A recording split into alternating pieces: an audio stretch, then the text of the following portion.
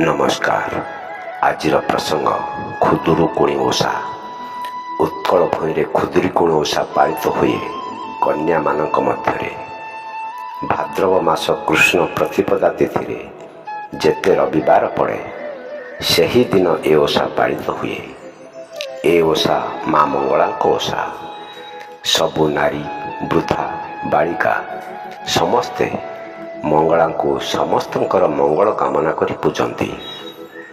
ଲବଣ ସମୁଦ୍ର କୂଳରେ ଜମ୍ବୁ ଦ୍ୱୀପରେ ପ୍ରଥମେ ଏ ପୂଜାର ଆରମ୍ଭ ହେଲା। ପ୍ରଥମେ ତାଳଧ୍ୱଜ ରାଜା ରାଜତ୍ୱ କରୁଥିଲେ ଧର୍ମରେ ଆଉ ସତ୍ୟରେ। ତାଙ୍କ ରାଜ୍ୟରେ ବହୁତ ସାଧବ ଥିଲେ, ବୋଇତ ବାଣିଜ୍ୟ କରୁଥିଲେ। ଧନ ଧାନ୍ୟ ପୂର୍ଣ୍ଣ ଥିଲା ଏ ରାଜ୍ୟ। ଏପରିକି ପୋଇଲି ପାଟଶାଢ଼ୀ ପିନ୍ଧୁଥିଲେ, ଅନ୍ୟମାନେ ସୁନା ଚୁଡ଼ି ପିନ୍ଧୁଥିଲେ। ଶରୀର ଭରିଥିଲା ସୁବର୍ଣ୍ଣ ଅଳଙ୍କାରରେ। ପ୍ରବାଳ ସ୍ତମ୍ଭ, ସୁବର୍ଣ୍ଣ କଳସ, ରତ୍ନ ଖଟ ଥିଲା ସାଧବଙ୍କ ଘରେ। ତଅପୋଇ ଥିଲା ଝିଅଟିଏ। ବ୍ରାହ୍ମଣୀର ପ୍ରରୋଚନାରେ ସେ ବାପାକୁ ସୁନା ଚାନ୍ଦ ମାଗିଲା। ଏହା ତିଆରି ହେଉ ହେଉ ବାପ ମଲା, ମା ମଲା।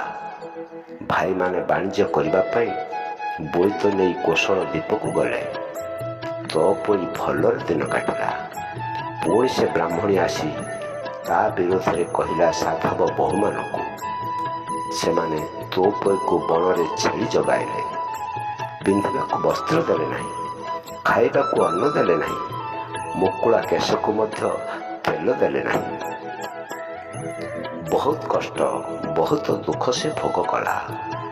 ପ୍ରଳୟଙ୍କର ବାତ୍ୟା ଆସିଲା। ସେହି ସମୟରେ ଛେଳି ହଜିଗଲା। ଘରକୁ ଫେରିବାରୁ ମାଡ଼ ଗାଳି ଖାଇଲା। ଶେଷରେ ଘରୁ ବାହାର କରିଦେଲେ। ଦୁଃଖ, କଷ୍ଟ, ଯାତନା ତାକୁ ଅସ୍ତବ୍ୟସ୍ତ କଲା। ବହୁତ କାନ୍ଦିଲା ସେ। ଭୋକିଲାରେ ରହି ରହି ଆତ୍ମହତ୍ୟା କରିବ ବୋଲି ଠିକ୍ କଲା। ମଙ୍ଗଳା ମାଙ୍କୁ ପ୍ରାର୍ଥନା କଲା। ମଙ୍ଗଳା ମାଙ୍କୁ ଶେଷଥର ପାଇଁ ପ୍ରାର୍ଥନା କରି ସମୁଦ୍ରକୁ ଡେଇଁଲା ବେଳେ ତାର ଭାଇମାନେ ଆସି ପହଞ୍ଚିଥିଲେ। ଘନ ଅନ୍ଧାର ଭିତରେ ସବୁ ବୁଝି ଚିନି ତାକୁ କୋଳକୁ ନେଲେ। ଯେତେ ସୁନା ରୂପା ଆଣିଥିଲେ ସମସ୍ତ ତାକୁ ଦେଲେ।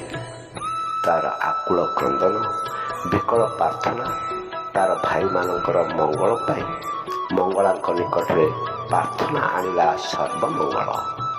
ଦୁଷ୍ଟକୁ ସଂହାର କରି ଶାନ୍ତି ସ୍ଥାପନା କଲା ଏ ଧରାରେ। ରହିଲି। ଜୟ ମା ମଙ୍ଗଳା।